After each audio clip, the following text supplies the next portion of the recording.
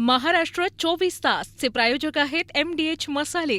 MDH ने जेवण दरवेळी मजेदार. आरोग्य न्यूट्रिशन मिळे, बॉडी किती स्ट्रॉंग बने, कमी खाऊन पोट भरे, डायजेशन ला नाही धोका. MDH सोया टीन अस्सल protein. MDH. Eknath शिंदेंकडून Chakan MIDC ची पाहणी, अधिकाऱ्यांसोबत केली चर्चा. चाकणकरांची लवकरच खड्ड्यांच्या समस्येतनं सुटका होईल, शिंदेंचं स्थानिकांना आश्वासन. महिला आरक्षणाला राहुल गांधींचा विरोध, राहुल गांधींची भूमिका दुटप्पी. काँग्रेस हा दिशाहीन पक्ष, मुख्यमंत्री फडणवीसांचा हल्लाबोल. भाजपच्या काळात फक्त भ्रष्टाचार सुरू आहेत, शाळांपासून मंदिरांपर्यंत सर्वत्र पैसे खाण्याचं काम सुरू आहे. खासदार संजय राऊतांचा हल्लाबोल. उद्योगाच्या जमिनीही विकल्या जात असल्याचा आरोप. राज्यातील काँग्रेस आणि शरद पवारांच्या राष्ट्रवादीतली अंतर्गत नाराजी समोर. राज्यातल्या काँग्रेसचा आमच्या पक्षावर काय राग आहे मला माहिती नाही, सुळेंचं वक्तव्य. तर तुम्ही मोदींना भेटला तरी आम्हाला राग येत नाही, वडेट्टीवारांचा पलटवार. राष्ट्रवादी शरद पवार पक्षाची विलिनीकरणाबाबत पुढची भूमिका लवकरच ठरण्याची शक्यता. शरद पवारांनी 29 ऑगस्टला बोलावली कोर कमिटीची बैठक. पक्षाची पुढची भूमिका आणि विलिनीकरणाची शक्यता यावर बैठकीत चर्चा होण्याची शक्यता. मुंबईच्या भुलेश्वरमध्ये गणेश मूर्ती अंगावर पडून दोघांचा मृत्यू, 5 जखमी. मूर्तींच्या पाठीमागे असलेलं वेल्डिंग तुटल्यानं अपघात झाल्याची प्राथमिक माहिती. भुलेश्वर राजाच्या आगमन सोहळ्यादरम्यानची दुर्घटना. साखरेच्या दरवाढीवर महिला तोडगा काढतील, मिठाईसाठी शुगर फ्रीचा पर्याय. शिवसेना नेत्या मनीषा कायंदेंचं अजब विधान. नमस्कार, मी श्रीकांत घुले. आपण पाहताय झी24 तास, महाराष्ट्र 24 तास या बुलेटिनमध्ये आपलं स्वागत. आणि बुलेटिनची सुरुवात करूयात एका महत्त्वाच्या बातमीनं. पुण्यामध्ये राहुल गांधी यांनी छात्रों की गूंज या कार्यक्रमातून तरुणाई, महिला सुरक्षा आणि सशक्तीकरणाचे मुद्दे मांडले.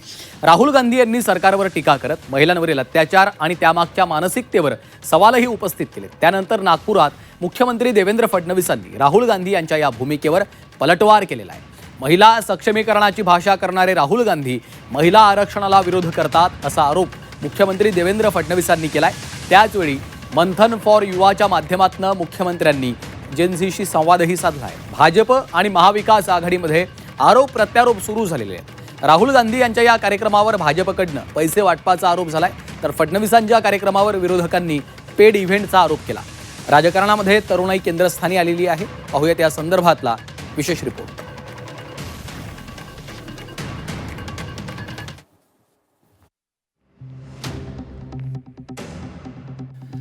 छात्रों की गूंजला मंथन फॉर युवातून उत्तर. राहुल गांधींचे वार, फडणवीसांचे प्रहार. जेन झीच्या समर्थनावरून दावे प्रतिदावे. तरुणाईशी संवादाद्वारे राजकीय शक्ती प्रदर्शन. 80% लड़कियों को कहीं ना कहीं हरास किया गया है.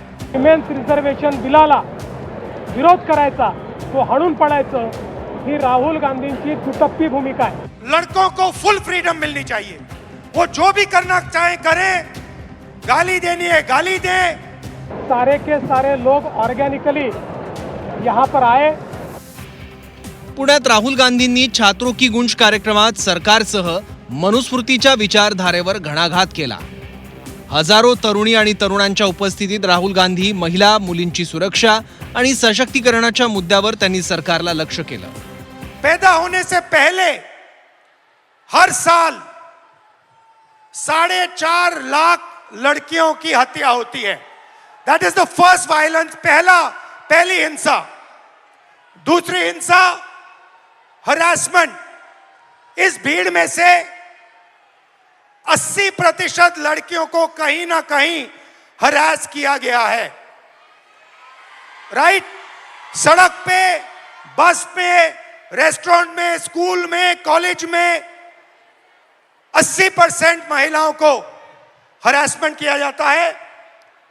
तकरीबन 30%, 29% महिलाओं पर फिजिकल वायलेंस होती है. घर में, सड़क पे, मारा जाता है, धमकाया जाता है, पीटा जाता है। और फाइनल आंकड़ा अनबिलीवेबल, 100 में से 6 महिलाओं को हिंदुस्तान में रेप किया जाता है। और ये इस माइंडसेट से लड़ाई चल रही है। माइंडसेट क्या है कि लड़की की एक जगह है, वो पिंजरे में बंद होनी चाहिए, उसका कंट्रोल रहना चाहिए, उसको काम नहीं करना चाहिए, और लड़कों को फुल फ्रीडम मिलनी चाहिए। वो जो भी करना चाहे करें, गाली देनी है गाली दें, काम करना है काम करें। ऐसा हिंदुस्तान हम नहीं चाहते। राहुल गांधींच्या पुण्यातील छात्रों की गुंज कार्यक्रमात केलेल्या या टीकेचा समाचार मुख्यमंत्री फडणवीसांनी नागपुरात घेतला।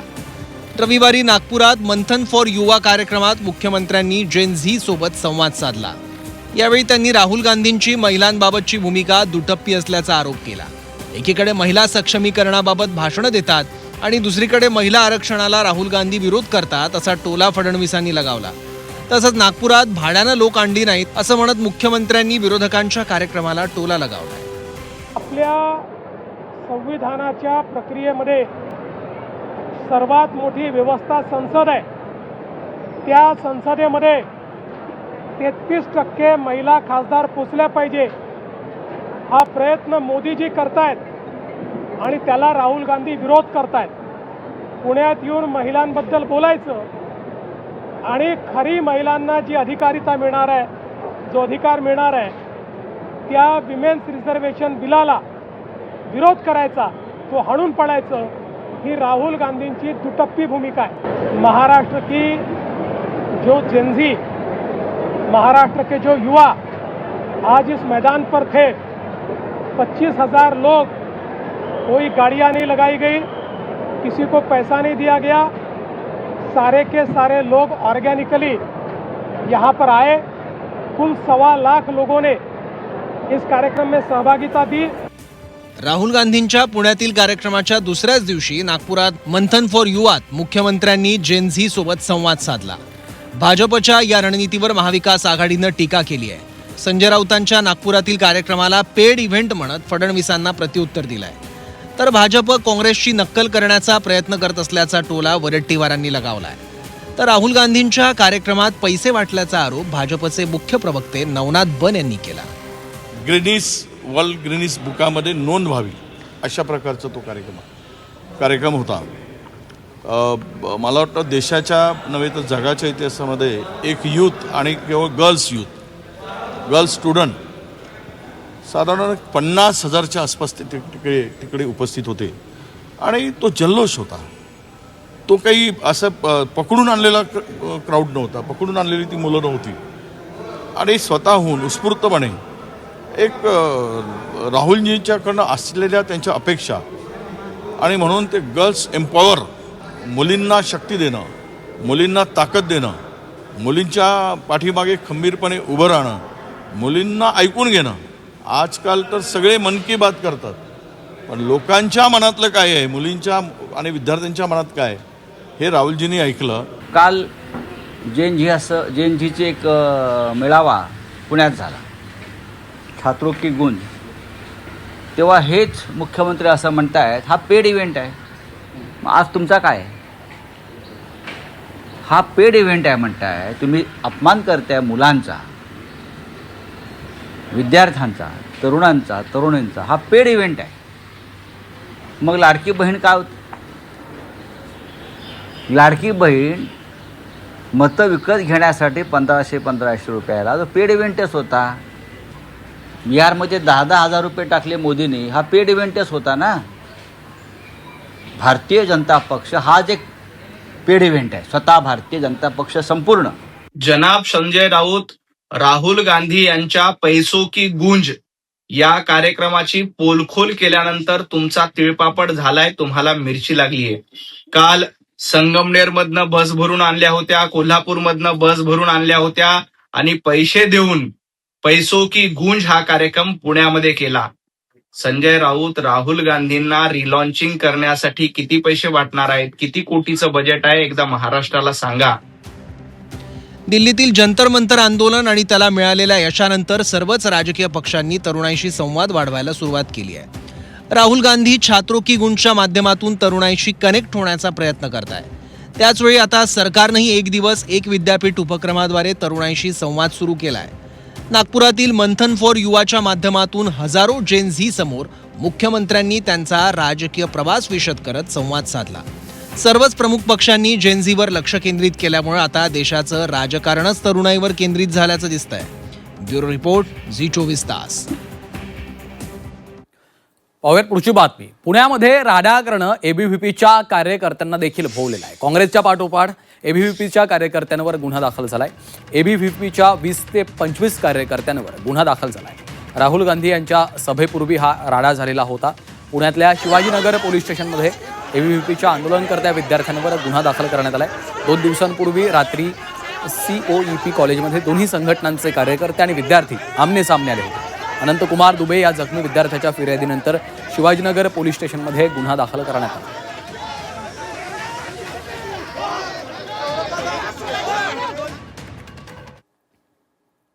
उपमुख्यमंत्री एकनाथ शिंदेंनी चाकणमध्ये MIDCतल्या रस्त्यांची पाहणी केली. चाकण MIDCमध्ये सध्या रस्ते दुरुस्ती सुरू आहे, तर कंपनीच्या मालकांसोबतही चर्चा झाली आहे. रस्त्याच्या समस्येवर लवकरच तोडगा निघेल आणि चाकणमधील सर्व नागरिकांना लवकरच दिलासा मिळेल असं आश्वासन यावेळी उपमुख्यमंत्री एकनाथ शिंदे यांनी दिलं आहे.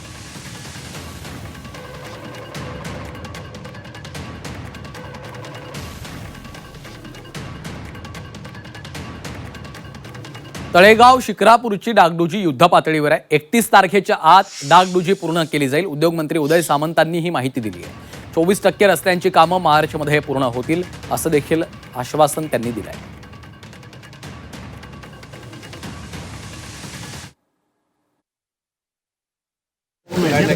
सध्या तर पहिला आपण तात्पुरत्या स्वरूपाची डागडुजी करण्याचा जो निर्णय घेतलाय ती आपण युद्ध पातळीवर करतोय. त्याच्यामध्ये 31 तारीख असेल किंवा त्याच्या अगोदर असेल, नंतर असेल, कुठच्याही परिस्थितीमध्ये नागरिकांना त्रास होणार नाही, ट्रॅफिक जाम होणार नाही अशा पद्धतीची रचना जी करायची तो आमचा प्रयत्न आहे. आणि 10 महिन्यामध्ये जी कामं करायची त्याच्यामध्ये MIDC देखील आहे. MIDCचे अजून उरलेले जे 24% रस्ते आहेत त्यांना देखील माननीय एकनाथ शिंदे साहेबांच्या नेतृत्वाखाली आम्ही काही निर्णय घेऊ आणि ते देखील रस्ते हे मार्चच्या अगोदर कशा पद्धतीनं पूर्ण करता येतील, म्हणजे 10 महिने नाही, मार्चच्या अगोदर कशा पद्धतीनं पूर्ण करता येतील तो देखील आपण प्रयत्न करणार आहे. आताच मी ज्या प्रमुख चाकणच्या संस्था आहेत उद्योजकांच्या त्यांच्यावर देखील चर्चा केली. अजून त्यांच्या काय अपेक्षा आहेत आमच्याकडनं त्याची देखील माहिती घेतली. परंतु आम्ही हा टास्क स्वीकारलेला आहे. MIDCनं असेल, MMRDAनं असेल, आमच्या सार्वजनिक बांधकाम विभागानं असेल, हा टास्क स्वीकारलेला आहे आणि तो पूर्ण करण्याच्या दृष्टीनं आम्ही सगळे मिळून काम करतोय आणि त्याच्यामध्ये आम्हाला नक्की यश येईल याची खात्री माझ्यासारख्या उद्योग मंत्र्याला नक्की आहे. विलिनीकरणाबाबत शरद पवार यांच्या राष्ट्रवादी पक्षाची पुढची भूमिका लवकरच ठरणार का अशी चर्चा आता राजकीय वर्तुळामध्ये सुरू आहे. राष्ट्रवादी काँग्रेसचे अध्यक्ष शरद पवार यांनी पक्षाची कोर कमिटीची बैठक बोलावलेली आहे. येत्या 29 ऑगस्टला मुंबईतील यशवंतराव चव्हाण प्रतिष्ठानमध्ये शरद पवार यांच्या उपस्थितीमध्ये ही बैठक पार पडणार आहे. पक्षाच्या पुढच्या राजकीय भूमिकेसह राष्ट्रवादीच्या विलिनीकरणाच्या चर्चेवर बैठकीमध्ये चर्चा होऊ शकते अशी सूत्रांची माहिती आहे. त्यामुळे या बैठकीकडे आता लक्ष लागलेलं आहे.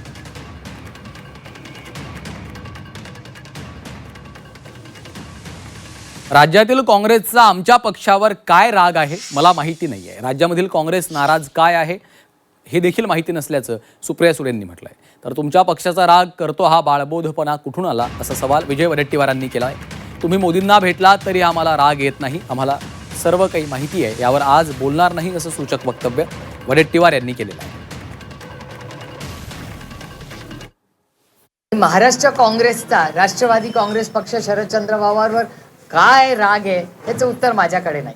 दिल्लीवाल्यांचं कारण मी एक गोष्ट अतिशय विनम्रपणे काँग्रेसला सांगू इच्छिते की जेव्हा जेव्हा मतदान झालंय तेव्हा राष्ट्रवादी काँग्रेस पक्ष शरदचंद्र पवार हे 8 खासदार ताकदीने इंडिया अलायन्स बरोबर कालही होते, आजही आणि उद्याही राहतात. तर राहुलजींचं आणि आमचं हे रेग्युलर कॉन्टॅक्ट असतो, कारण का पॉलिसी लेवलला मग राऊत साहेब असतील, उद्धवजी असतील, बंटी दादा असतील, विश्वजित कदम असतील, ह्या यशोमती ताई असतील, ह्या सगळ्यांची आमचा नेहमीच संवाद होत असतो.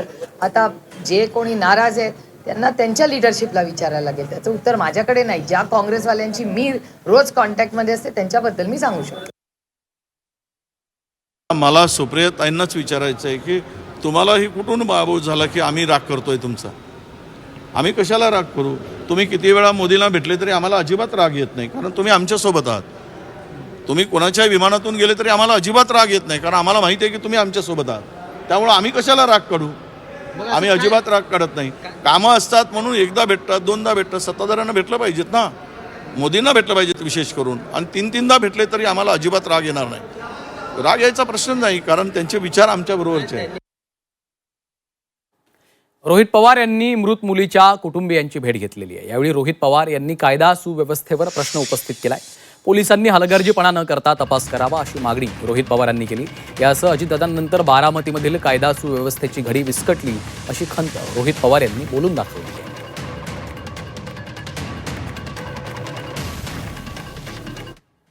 प्रथम माहितीनुसार मुलीकडे मोबाईल नव्हता. मुलगी ही आईच्या मोबाईलवरून एका मुलाशी बोलत होती. मुलीकडे मोबाईल नव्हता, तर आम्ही आईचा आणि त्या पुढच्या मुलाचा जो संशयित आहे त्याच्याकडे आम्ही चौकशी करतोय. त्यांचे मोबाईल ताब्यात आहेत. बऱ्यापैकी आम्हाला ज्या काही गोष्टी करत आहे की आता हा इन्सिडेंट झाला म्हणून खरं तर मी बोलतोय. राजकीय इथं वक्तव्य करणं योग्य ठरणार नाही, पण जेव्हा अजितदादा होते तेव्हा गुन्हेगारी नाही प्रमाण खरं तर बारामतीमध्ये होतं. कुठं भीती वाटायची, एक वचक असायचं दादांचं. कुठे काय घडलं तर दादा स्वतः त्याच्यामध्ये लक्ष देऊन असायचे. पण कुठं ना कुठेतरी ती जी कायदा व सुव्यवस्थेची घडी आहे ती विस्कटली, हे मात्र त्या ठिकाणी आपल्याला बोलता येईल. मुंबईच्या भुलेश्वरमध्ये गणेश आगमन सोहळ्यादरम्यान मोठी दुर्घटना घडली आहे. गणेश मूर्ती अंगावर कोसळून दोघांचा मृत्यू झाला असून 5 जण जखमी झाले. गणपती कारखान्यातून मंडपाकडे मूर्ती नेत असताना ही दुर्घटना घडली. रात्री 10च्या सुमारास ही घटना घडली आहे. भुलेश्वरमधील कबूतरखाना इथं वाजत गाजत मूर्ती आली असता अचानक ही घटना घडली. जखमींवर जीटी रुग्णालय आणि रिलायन्स रुग्णालयामध्ये उपचार सुरू आहेत. दरम्यान या दुर्घटनेनंतर या परिसरातील सर्व आगमनाचे सोहळे रद्द करण्यात आले. दरम्यान मृतांच्या कुटुंबियांना राज्य सरकारकडनं 5 लाखांची मदत जाहीर करण्यात आली आहे. सिच्युएशन म्हणजे आम्हाला रात्री कळलं 10:30ला. तर आम्ही राहतो बोरिवलीला, तर आम्ही लगेच 11-11:30 इकडे निघालो यायला. तर कळलं की असं जर म्हणजे मिरवणूक येत होती गणपतीची, तर ती मूर्ती पडली. असं नक्की ब्रिजेश काय करत होता? लग्न झालेलं का त्याचं? आणि किती मुलं आहेत? लग्न झालेलं त्याचं. एक मुलगा आहे 2 वर्षाचा, आणि मूर्तीच्या समोरच होता तो. तर ती मूर्ती पडली त्याच्या अंगावर. तो मूर्तीच्या खाली दबला गेला. मंडळाचा तो सदस्य होता का? हा, कार्यकर्ता होता. आगमन सोहळ्यादरम्यान भुलेश्वरच्या राजाची मूर्ती कोसळून 2 गणेश भक्तांचा मृत्यू झाला. गणेश मूर्तीच्या मागील वेल्डिंग तुटल्यानं मूर्ती कोसळली अशी प्राथमिक माहिती अग्निशमन दलानं मुंबई पोलिसांना दिली आहे. तर रस्त्यांवरील खड्ड्यांमुळे ही मूर्ती कोसळल्याचा आरोप स्थानिकांनी केला. मात्र पाहणी दरम्यान रस्त्यावर तसे खड्डे नसल्याने मूर्ती कोसळण्याचं खरं कारण तपासलं जात आहे. सध्या पोलिसांनी या प्रकरणामध्ये अपघाती मृत्यूची नोंद केली असून या प्रकरणाची चौकशी केली जाते आहे.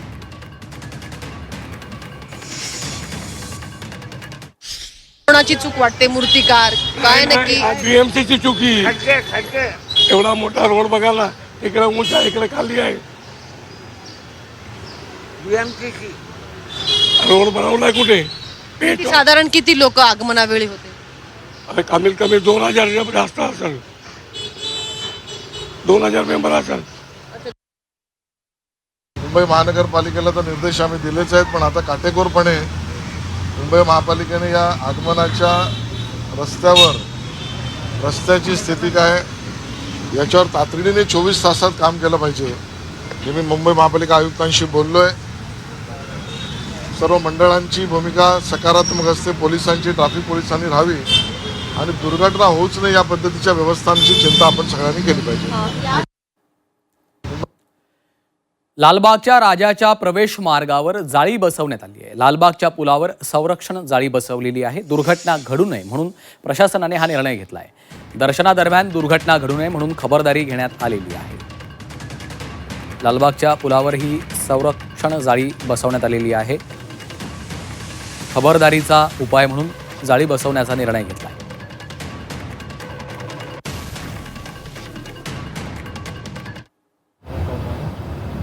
बीएमसी मधील गटबाजीवर आता तोडगा काढण्याच्या हालचाली सुरू आहेत. राज्य नेतृत्वाच्या आदेशानंतर डॅमेज कंट्रोल करण्याचे प्रयत्न सुरू आहेत. अमित साटम यांनी बैठक बोलावली आहे.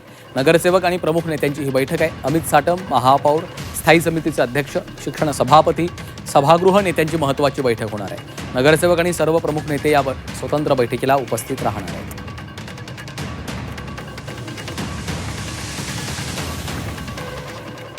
ओबीसी आणि मराठा समाजामध्ये कोणताही वाद नाहीये. नेत्यांना गरीब ओबीसींचं काही देणं घेणं नाही. ते मराठ्यांच्या विरोधात फिरवतायत असं जरांगेंनी म्हटलंय. तर सरकारनं डाव टाकला तर मराठे देखील सरकारवर डाव टाकणारच असा इशारा जरांगे यांनी दिलेला आहे. मुंबईतले मराठे सज्ज झाले असून मुंबईत या म्हणतायत असंही जरांगेंनी सांगितलंय. आता ओबीसी समाज सुद्धा राहिलेला नाही. तुम्ही समजता, तुम्हाला नेतेगिरीची हवा घुसली तुमच्या डोक्यात. तुम्हाला वाटतंय ओबीसी अडाणी आमकाय तमकाय, ते सगळ्यात हुशार आहे. त्याला कळतंय ना कोणचा मायक्रो ओबीसीचा गरीब ओबीसीचा माणूस बसलाय राजकारणात.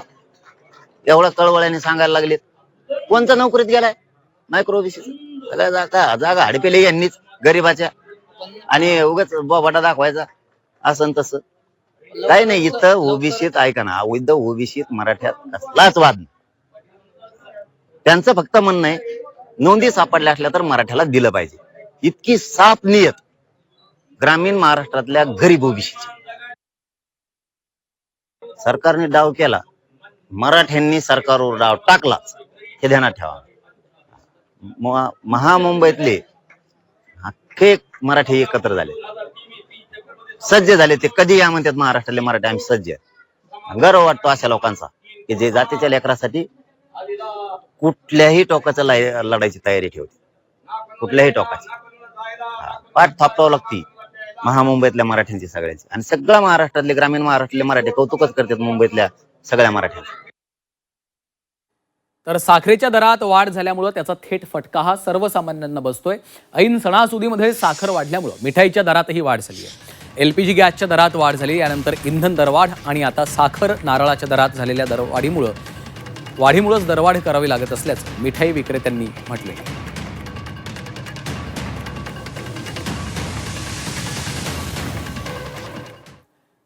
तर साखरेच्या दरवाढीवर महिला तोडगा काढतील. मिठाईसाठी शुगर फ्रीचा पर्याय उपलब्ध आहे. शिवसेनेच्या नेत्या मनीषा कायंदे यांनी हे अजब विधान केलंय. खजुरीयुक्त मिठाईचा देखील पर्याय असल्याचं त्यांनी म्हटलंय. कधी कधी भाव वाढवणं हे अपरिहार्य असतं असंही मनीषा कायंदेंनी म्हटलेलं आहे. साखरेच्या दरवाढीचं समर्थन करत असताना शिवसेनेच्या नेत्या मनीषा कायंदे यांनी हे अजब विधान केलेलं आहे.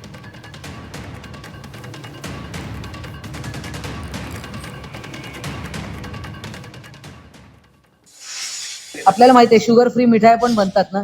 लोक आजकाल काय प्रिफर करतात? Sugar free. त्यामुळे भावाची तब्येतीची काळजी घ्यायची असेल तर महिला शुगर फ्री वापरेल. खजूरयुक्त पण मिठाई बनते. ग्रामीण भागातील महिला घरी सुद्धा गोडधोड पदार्थ तयार करतात. भाऊ जेवायला आला, श्रीखंड करतील किंवा काही पण. बघा, महिलांकडे अनेक तोटगे आहेत. भाव वाढलेत, कबूल आहे, परंतु आता त्या काही ह्या ज्या शेतीच्या रिलेटेड ज्या आहेत, कधी भाव वाढावे लागतात, काही समस्या असतात. आपल्याला माहिती आहे शुगर फ्री बुद्धीची दिवाळखोरी म्हणतात ना, त्याचंही प्रदर्शन सुरू आहे आता. म्हणजे समजा उद्या पेट्रोल महाग झालं तरी बोलतील जॉगिंग करून ऑफिसला जा. सायकल महाग झाले तर ते जॉगिंग, चालत असे पर्याय सुचतील. ह्याला काय अर्थ आहे का? तुम्ही एका राजकीय पक्षाचे काय नेतृत्व करत आहात, महिलांचं नेतृत्व करत आहात, आमदार आहात. तुम्ही अशा प्रकारचे वायफळ विधानं फक्त आपल्या चुकीला झाकण्यासाठी करू नये. साखर का महाग झाली? साखर कशाने बनते? शुगर केन का अवेलेबल नाही आहेत? कोणाच्या कंपनीकडे चालले आहेत? इथेनॉल कोण करायला सांगतंय? तर काय हे सगळी उत्तरं द्यावी लागतील ना. म्हणून नको ते काहीतरी वेगळंच काहीतरी भलतं बोलायचं. आंबेगावच्या शाळेमधला न शिजणारा वाटाणा खाऊन दाखवा असं चॅलेंज निकृष्ट पोषण आहारावरून संजय राऊतांनी दिलंय. पंतप्रधान मोदी मंत्र्यांना रील्स बनवायला सांगतात, पण रील बनवल्यानं अंगणवाडी सेविकेवर कारवाई करता अशी टीकाही राऊतांनी केली. तर खिचडीपासून पत्राचाळीपर्यंत राऊतांनी हिशोब द्यावा. कोविड काळातल्या खिचडीचा हिशोब द्या असं चॅलेंज बन यांनी दिलं.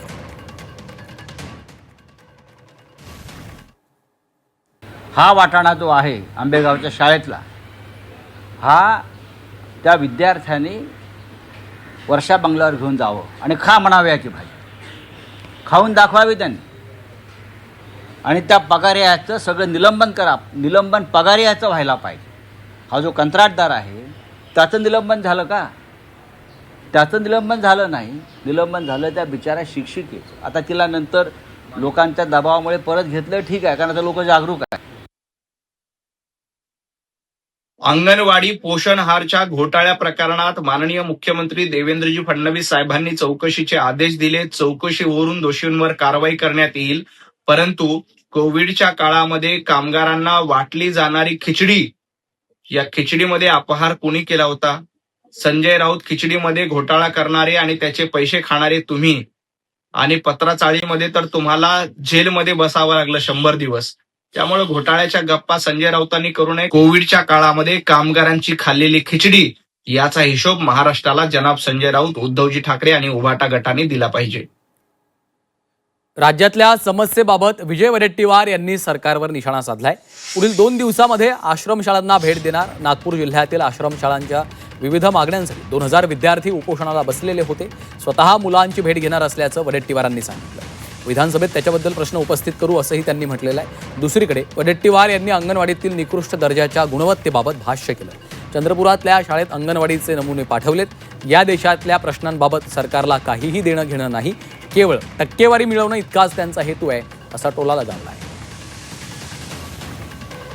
1-2 दिवसामध्ये मी परवा पण तिकडे नागपूरला 2000 आदिवासी मुलं उपोषणाला बसली होती, धरणे आंदोलन होतं. मी स्वतः तिथे गेलेलो होतो आणि मी त्या मुलीची भेट घेणार आहे.